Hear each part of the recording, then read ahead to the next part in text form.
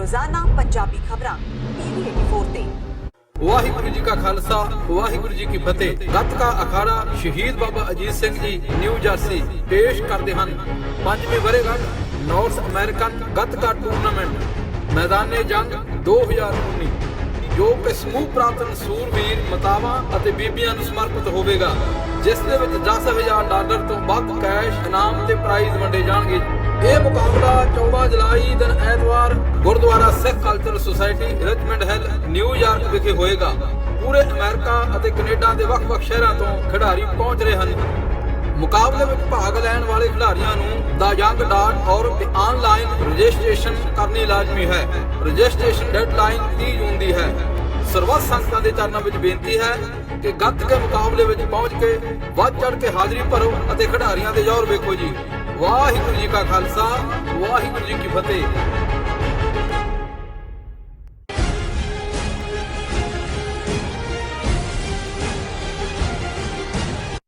ਦਰਸ਼ਕੋ ਪ੍ਰੇਮ ਤੋਂ ਬਾਅਦ ਤੁਹਾਡਾ ਸਭ ਦਾ ਨਿੱਘਾ ਸਵਾਗਤ ਹੈ। ਜੋ ਅੱਜ ਦਾ ਥਰਡ ਵਾਲਾ ਅਹਿਮ ਇਸ਼ੂ ਸੀ ਉਹ ਇਹ ਸੀ ਕਿ ਸਿੱਖਾਂ ਨੂੰ ਨਫ਼ਰਤ ਕਰਨ ਵਾਲੇ ਗੁਲਜ਼ਾਰੀ ਲਾਲ ਨੰਦਾ ਵੱਲੋਂ ਪੰਜਾਬ ਦੇ ਪਾਣੀਆਂ ਤੇ ਮਾਰਿਆ ਗਿਆ ਡਾਕਾ। ਇਸ ਉੱਪਰ ਡਾਕਟਰ ਸਾਹਿਬ ਨੇ ਆਪਣੇ ਵਿਚਾਰ ਦਿੱਤੇ ਨੇ। ਆਈ ਹੋਪ ਤੁਹਾਨੂੰ ਸਾਰਿਆਂ ਨੂੰ ਪਸੰਦ ਆਏ ਹੋਣਗੇ। ਹੁਣ ਆਪਾਂ ਜੋ ਅੱਜ ਦੇ ਅਹਿਮ ਇਸ਼ੂ ਸਨ ਉਸ ਤੋਂ ਬਾਅਦ ਹੁਣ ਆਪਾਂ ਐਂਡ ਵਾਲੇ ਸੈਕਸ਼ਨ ਵਿੱਚ ਗੁਰਮਤਿ ਵਿਚਾਰਾਂ ਗੁਰਬਾਣੀ ਵਿਚਾਰਾਂ ਬਾਰੇ ਆਪਾਂ ਡਾਕਟਰ ਸਾਹਿਬ ਕੋਲੋਂ ਉਹਨਾਂ ਦੇ ਵਿਚਾਰ ਸੁਣਦੇ ਹਾਂ। ਜੀ ਡਾਕਟਰ ਸਾਹਿਬ ਕੀ ਕਹਿਣਾ ਚਾਹੋਗੇ?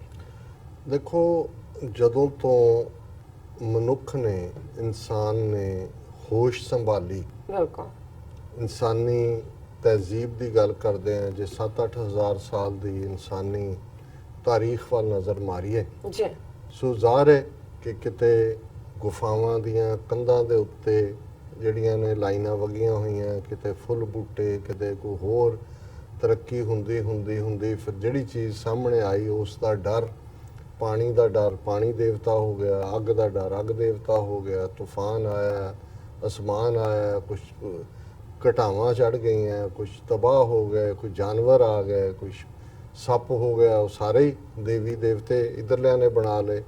ਔਰ ਬੁੱਤ ਪ੍ਰਸਤੀ ਦੁਨੀਆ ਭਰ ਦੇ ਵਿੱਚ ਕਿਤੇ ਨਾ ਕਿਤੇ ਸ਼ੁਰੂਆਤ ਹੀ ਹੋਈ। ਪਰ ਜਿਉਂ-ਜਿਉਂ ਮਨੁੱਖੀ ਮਨ ਦਾ ਵਿਕਾਸ ਹੋਇਆ, ਉਸ ਦੇ ਦਿਮਾਗ ਦੇ ਵਿੱਚ ਅੱਡ-ਅੱਡ ਵਿਚਾਰਾਂ ਦੀ ਜਿਹੜੀ ਹੈ ਉਹ ਸ਼ੁਰੂਆਤ ਹੋਈ। ਤੇ ਇੱਕ ਸਵਾਲ ਜਿਹੜਾ ਜ਼ਿਹਨ ਦੇ ਵਿੱਚ ਆਇਆ, ਔਰ ਅੱਜ ਵੀ ਜਿਹੜੇ ਲੋਕ ਜਿਨ੍ਹਾਂ ਨੂੰ ਸੀਕਰ ਕਹਿੰਦੇ ਨੇ ਜਾਂ ਸਿੱਖ ਕਵਾਂਗੇ ਅਸੀਂ, ਜਿਹੜੇ ਕਿ ਤਾਲਿਬੇ ਇਲਮ ਨੇ, ਜਿਨ੍ਹਾਂ ਦੇ ਅੰਦਰ ਇਹ ਸਵਾਲ ਜਿਹੜਾ ਮਨੁੱਖ ਨੇ ਹਜ਼ਾਰਾਂ ਸਾਲ ਪਹਿਲਾਂ ਜਿਹੜਾ ਆਇਆ, ਮੈਂ ਕੌਣ ਹੈ, ਬਿਲਕੁਲ ਮੈਂ ਕਿੱਥੋਂ ਆਇਆ, ਜੀ, ਮੈਂ ਕਿੱਥੇ ਜਾਣਾ ਤੇ ਮੇਰੀ ਜ਼ਿੰਦਗੀ ਦਾ ਮਕਸਦ ਕੀ ਹੈ। ਸੋ ਸਾਰੀ ਰੂਹਾਨੀਅਤ, ਸਾਰੇ ਫਿਲਾਸਫਲ ਜਿਹੜੇ ਫਿਲਾਸਫੀ ਸਕੂਲ ਆਫ ਥਾਟਸ, ਸਾਰੇ ਦਰਸ਼ਨ, ਸਾਰੇ ਚਿੰਤਨ, ਸਾਰੇ ਦੁਨੀਆ ਦੇ, ਭਾਵੇਂ ਉਹ ਸੈਮਿਟਿਕ ਵੱਡੇ ਧਰਮਾਂ ਦੇ ਨੇ, ਜੂਡਾਇਜ਼ਮ, ਕ੍ਰਿਸਚੀਅਨਿਟੀ, ਇਸਲਾਮ ਔਰ ਜ਼ੋਰੈਸਟਰੀਅਨ, ਜਾਂ ਇਧਰਲੇ ਧਰਮਾਂ ਦੇ ਨੇ ਜਿਨ੍ਹਾਂ ਦੇ ਵਿੱਚ ਬੁੱਧ, ਜੈਨ, ਹਿੰਦੂ, ਵੈਦਿਕ ਥਾਟ ਔਰ ਜ਼ਾਹਰ ਹੈ ਸਿੱਖ ਥਾਟ। ਸੋ ਇਹ ਇਹਨਾਂ ਸਵਾਲਾਂ ਦਾ ਜਵਾਬ ਹੀ ਲੱਭਣ ਦੀ ਕੋਸ਼ਿਸ਼ ਹੈ। ਫਿਲਾਸਫੀ ਵਾਲਿਆਂ ਨੇ ਲੌਜਿਕ ਦੇ ਉੱਤੇ, ਤਰਕ ਤੇ ਗੱਲ ਰੱਖੀ। ਤਰਕ ਜਾਂ ਲੌਜਿਕ ਇਹ ਬੁੱਧੀ ਦਾ ਵਿਸ਼ਾ ਹੈ, ਬ੍ਰੇਨ ਦਾ ਵਿਸ਼ਾ ਹੈ, ਮਾਈਂਡ ਦਾ ਵਿਸ਼ਾ ਹੈ। ਉਸ ਦੀ ਇੱਕ ਹੱਦ ਹੈ ਔਰ ਉਸ ਤੋਂ ਬਿਯੋਂਡ ਤੁਸੀਂ ਜਾ ਨਹੀਂ ਸਕਦੇ। ਔਰ ਜਿਹੜੀ ਰੂਹਾਨੀਅਤ ਜਿਹਦੇ ਚੋਂ ਫਿਰ ਈਵਨ ਇਸਲਾਮ ਦੇ ਹਵਾਲੇ ਨਾਲ ਜਦੋਂ ਮਿਸਟਿਸਿਜ਼ਮ ਨਿਕਲਦਾ ਹੈ, ਸੂਫੀਜ਼ਮ ਨਿਕਲਦਾ ਹੈ, ਇੱਕ ਰੱਬ ਦੀ ਗੱਲ ਤਾਂ ਸਾਹਮਣੇ ਆ ਗਈ, ਲੇਕਿਨ ਉਹਨੂੰ ਪਾਉਣ ਦੇ ਲਈ ਫਿਰ ਕੀ ਤਰੀਕੇ ਨੇ। ਇੱਕ ਜਿਹੜਾ ਜ਼ਿੰਦਗੀ ਦੇ ਡਿਸਪਲਿਨ ਦੀ ਗੱਲ ਹੈ, ਇੱਕ ਸਿਰਫ ਤੇ ਸਿਰਫ ਅੱਲਾ ਨਾਲ, ਰੱਬ ਨਾਲ, ਵਾਹਿਗੁਰੂ ਨਾਲ ਮੁਹੱਬਤ ਦੀ ਗੱਲ ਹੈ, ਪਿਆਰ ਦੀ ਗੱਲ ਹੈ। ਫਿਰ ਇਹਨਾਂ ਸਕੂਲਾਂ ਦਾ ਵੀ ਆਪਸ ਟਕਰਾਅ ਹੋਇਆ, ਜਿਹੜੇ ਡਿਸਪਲਿਨ ਤੇ ਬਹੁਤ ਜ਼ਿਆਦਾ ਜ਼ੋਰ। ਸਿੱਖੀਜ਼ਮ ਇੱਕ ਬੈਲੈਂਸ ਹੈ ਜਿੱਥੇ ਲਾਈਫ ਡਿਸਪਲਿਨ 'ਚ ਵੀ ਹੈ ਪਰ ਲਿਬਰਲ ਵੀ ਹੈ, ਪਰ ਉਹਦੇ ਨਾਲ ਜਿਹੜਾ ਕਰਕਸ ਹੈ ਜਾਂ ਜ਼ਿੰਦਗੀ ਦਾ ਮਕਸਦ ਹੈ ਉਹ ਇਸ਼ਕ ਹੈ, ਉਸ ਪਿਆਰੇ ਦੇ ਨਾਲ, ਉਸ ਮੁਹੱਬਤ ਦੇ ਨਾਲ। ਅੱਜ ਹੀ ਇੱਕ ਵੀਰ ਜਿਨ੍ਹਾਂ ਨੂੰ ਮੈਂ ਇੱਕ ਨਿੱਜੀ ਸਮਾਗਮ ਦੇ ਲਈ ਇਨਵਾਈਟ ਕਰ ਰਿਹਾ ਸੀ, ਤੇ ਉਹਨਾਂ ਨੇ ਗੱਲਾਂ 'ਚ ਗੱਲ ਸ਼ੁਰੂ ਕਰ ਲਈ ਕਿ ਜੀ ਅਸੀਂ ਦੇਖਦੇ ਹਾਂ 30 ਸਾਲਾਂ 'ਚ ਇੱਥੇ ਹੁੰਦਿਆਂ ਤੁਸੀਂ ਕਿਹੋ ਜਿਹੀਆਂ ਡਿਫਿਕਲਟੀਜ਼ ਫੇਸ ਕੀਤੀਆਂ, ਕਿਹੋ ਜਿਹੇ ਲੋਕਾਂ ਦੀਆਂ ਗੱਲਾਂ ਜਿਹੜੀਆਂ ਨੇ ਤੁਸੀਂ ਸੁਣੀਆਂ ਨੇ, ਸਾਨੂੰ ਤਾਂ ਨਿੱਕੀ ਜਿਹੀ ਗੱਲ ਰੈਟਲ ਕਰ ਦਿੰਦੀ ਹੈ। ਮੈਂ ਕਿਹਾ ਨਹੀਂ, ਇਹ ਗੱਲ ਨਹੀਂ ਹੈ, ਇਹ ਤਾਂ ਇਸ਼ਕ ਹੈ। ਔਰ ਇਹ ਵੀ ਇਸ਼ਕ ਦਾ ਇੱਕ ਪੜਾਅ ਸਮਝੀ, ਆਪਣਾ ਪ੍ਰੀਤਮ ਜਿੱਥੇ ਰਿਝਾਈਦਾ ਏ, ਭਾਵੇਂ ਦੁੱਖ ਹੋਵੇ ਭਾਵੇਂ ਸੁੱਖ ਹੋਵੇ, ਉਹਦੇ ਹੁਕਮ 'ਚ ਸ਼ੁਕਰ ਬਣਾਈਦਾ ਹੈ। ਇਹ ਵੀ ਜਿਹੜਾ ਹੈ ਉਸ ਇਸ਼ਕ ਦੀ ਖੇਡ ਦਾ ਹੀ ਹਿੱਸਾ ਹੁੰਦਾ ਹੈ। ਔਰ ਤੁਹਾਨੂੰ ਫਿਰ ਇਹ ਬੌਦਰ ਨਹੀਂ ਕਰਦਾ ਕੌਣ ਕੀ ਕਹਿੰਦਾ। ਪਰ ਅੱਜ ਜਿਹੜਾ ਸ਼ਬਦ ਅਸੀਂ ਵਿਚਾਰ ਦੇ ਲਈ ਚੁਣਿਆ, ਸਾਡੀ ਬਾਣੀ ਜਿਹੜਾ ਕਿ ਜਦੋਂ ਸੂਰਜ ਅਸਤ ਹੁੰਦਾ ਹੈ ਔਰ ਰਾਤ ਦੀ ਸ਼ੁਰੂਆਤ ਹੁੰਦੀ ਹੈ, ਰਾਤ ਦਾ ਪਹਿਲਾ ਪਹਿਰ, ਉਸ ਵੇਲੇ ਇਸ ਦਾ ਪਾਠ ਕੀਤਾ ਜਾਂਦਾ ਹੈ, ਜਿਹਨੂੰ ਅਸੀਂ ਰਹਿਰਾਸ ਸਾਹਿਬ ਕਹਿੰਦੇ ਹਾਂ। ਔਰ ਰਾਹੇ ਰਾਸ ਹੈ ਜਿਹੜੀ ਠੀਕ ਰਸਤੇ ਤੇ ਤੁਰਨ ਦੀ ਗੱਲ, ਉਸ ਬਾਣੀ ਦਾ ਇਹ ਸ਼ਬਦ ਆਸਾ ਰਾਗ ਦਾ। ਬੇਸ਼ੱਕ ਜਿੱਥੇ ਆਸਾ ਰਾਗ ਗੁਰੂ ਗ੍ਰੰਥ ਸਾਹਿਬ ਚ ਉੱਥੇ ਵੀ ਇਹ ਸ਼ਬਦ ਹੈ, ਆਸਾ ਮਹੱਲਾ ਪੰਜਵਾਂ ਦੇ ਥੱਲੇ। ਲੇਕਿਨ ਜਦੋਂ ਗੁਰੂ ਗ੍ਰੰਥ ਸਾਹਿਬ ਦੀ ਸ਼ੁਰੂਆਤ ਹੁੰਦੀ ਹੈ, ਜਪ ਸਾਹਿਬ ਪਹਿਲੀ ਬਾਣੀ ਹੈ ਸਵੇਰ ਦੀਆਂ ਚੋਂ, ਫਿਰ ਰਹਿਰਾਸ ਜਿਹੜਾ ਹੈ ਉਹ ਸੋਦਰ ਤੇਰਾ ਕਿਹਾ ਤੋਂ ਭਈ ਪ੍ਰਾਪਤ ਮਾਨੁਖ ਦੇ ਹੁਰੀਆ ਜਿਹੜਾ ਸ਼ਬਦ ਅਸੀਂ ਵਿਚਾਰਾਂਗੇ।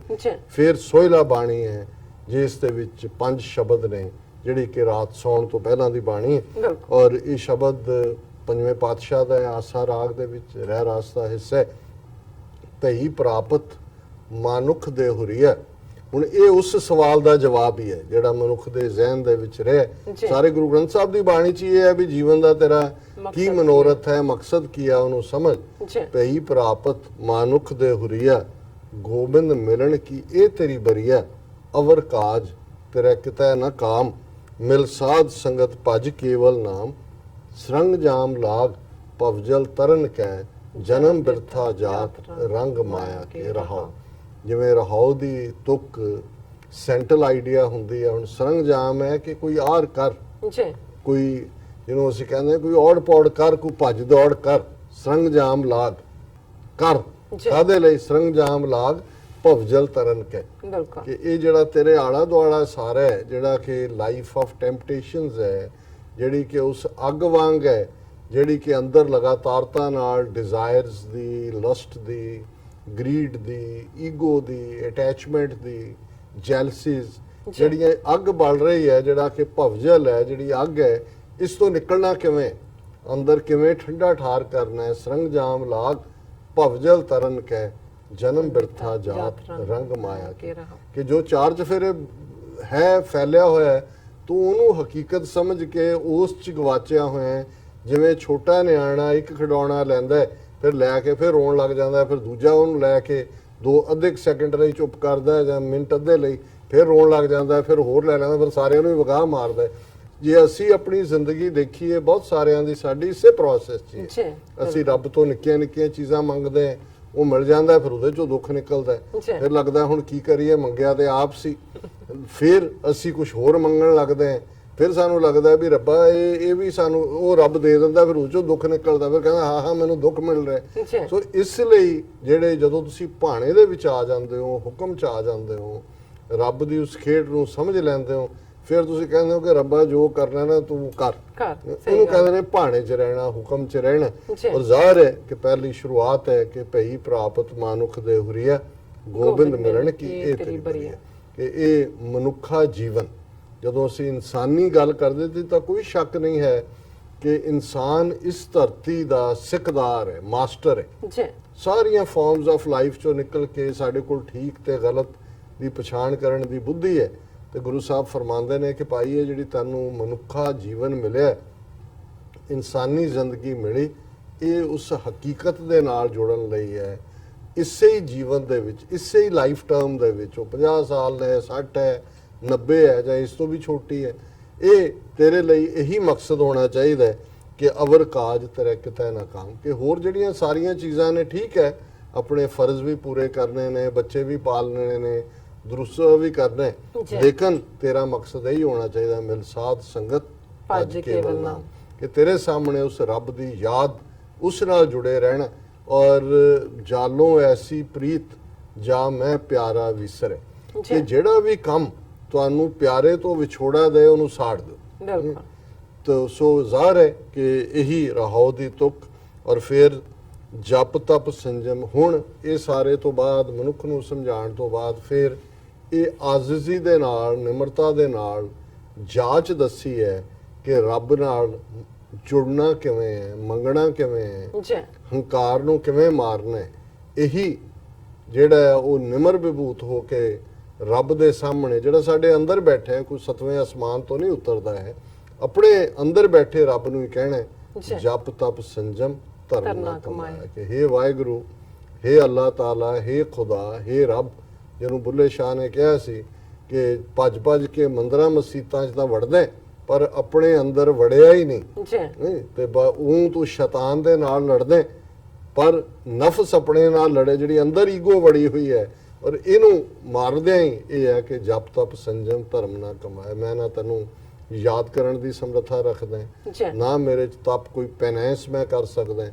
ਨਾ ਹੀ ਮੈਂ ਕੋਈ ਉਸ ਕਿਸਮ ਦੇ ਬ੍ਰਾਹਮਣਵਾਦੀ ਕਰਮ ਕਾਂਡ ਜਿਹੜੇ ਕਿ ਬੜੇ ਬੜੇ ਡਿਸਪਲਿਨ ਨੇ, ਸੰਜਮ ਨੇ, ਉਹਨਾਂ 'ਚ ਮੈਂ ਨਹੀਂ ਜੀ ਸਕਦਾ।